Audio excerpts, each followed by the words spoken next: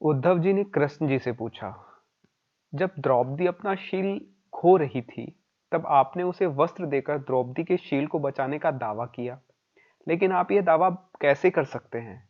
उसे एक आदमी घसीट कर भरी सभा में लाता है और इतने सारे लोगों के सामने निर्वस्त्र करने के लिए छोड़ देता है।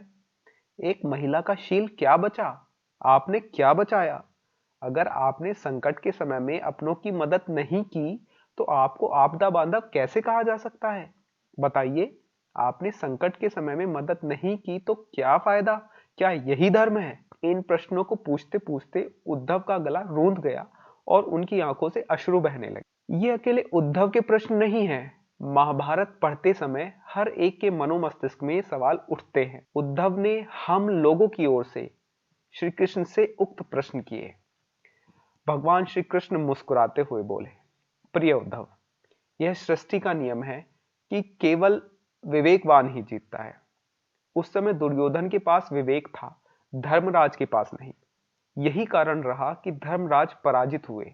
उद्धव को हैरान परेशान देख श्री कृष्ण आगे बोले, दुर्योधन के पास जुआ खेलने के लिए पैसा और धन तो था, लेकिन उससे पासों का खेल खेलना नहीं आता था। इसलिए उसने अपनी मामा शकुनी का द्रुत कीड़ा के लिए उपयोग किया। यही विवेक है।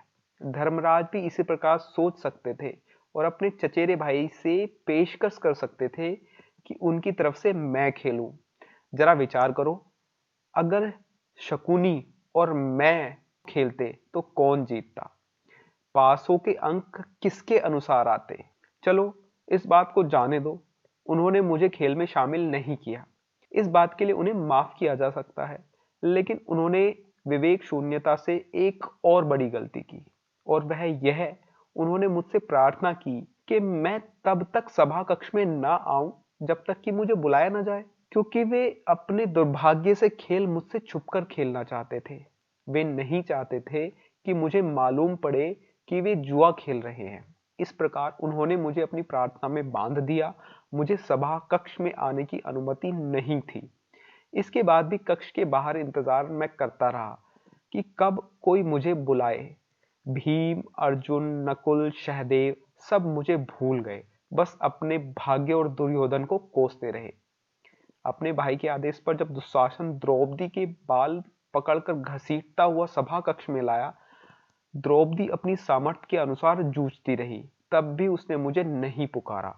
उसकी बुद्धि तब जागृत हुई जब दुशासन ने उसे निर्वस्त्र करना प्रारंभ किया। जब उसने स्वयं पर निर्भरता छोड़कर श्री हरि, हरि अभयम कृष्ण अभयम की गुहार लगाई, तब मुझे उसके शील की रक्षा का अवसर मिला। जैसे ही उसने मुझे पुकारा, मैं अविलंब पहुंच गया। अब इस स्थिति में मेरी गलती बताओ। उद्धव बोले, कान्हा, आपका स्पष्टीकरण प्रभावशाली अवश्य है, किंतु मुझे पूर्ण संतुष्टि नहीं हुई है। क्या मैं एक प्रश्न और पूछ सकता हूँ? कृष्ण की अनुमति मिलने से उद्धव ने पूछा, इसका अर्थ यह हुआ कि आप तभी आओगे जब आपको बुलाया जाएगा। क्या संकट से घिरे अपने भक्त की मदद करने आप स्वतः नहीं आओगे? कृष्ण मुस्कुराए, उद्धव, इस सृष्टि में हरेक का जीवन उसके स्वयं के कर्मफल के आधार पर संचालित होता है। न तो मैं इसे चलाता हूं और न ही इसमें कोई हस्तक्षेप करता हूं। मैं केवल एक साक्षी हूं। मैं सदैव तुम्हारे नजदीक रहकर जो हो रहा है उसे देखता हूं। यही ईश्वर का धर्म है। वाह, बहुत अच्छा कृष्ण। तो इसका अर्थ यह हुआ कि आप हमारे नजदीक खड़े रहकर हमारे सभी दुष्कर्मों का निरीक्षण करते रहेंगे। हम पाप पर पाप करते रहेंगे और आप हमें साक्षी बनकर देखते रहेंगे। आप क्या चाहते हैं कि हम भूल करते रहें, पाप की गठरी बांधते रहें और उसका फल भुगतते रहें? उलाहना देते हुए उद्धव जी ने पूछा। तब कृष्ण जी बोले, उद्धव, तुम शब्दों के गहरे अर्थ को समझो। जब तुम समझकर अनुभव कर लोगे कि मैं तुम्हारे नजदीक साक्षी के रूप में हर पल हूं, तो क्या तुम कुछ भी गलत या बुरा कर सकोगे?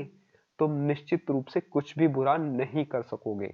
जब तुम यह भूल जाते हो और यह समझने लगते हो कि मुझसे छुपकर तुम कुछ भी कर सकते हो, तब ही तुम मुसीबत में फंसते हो।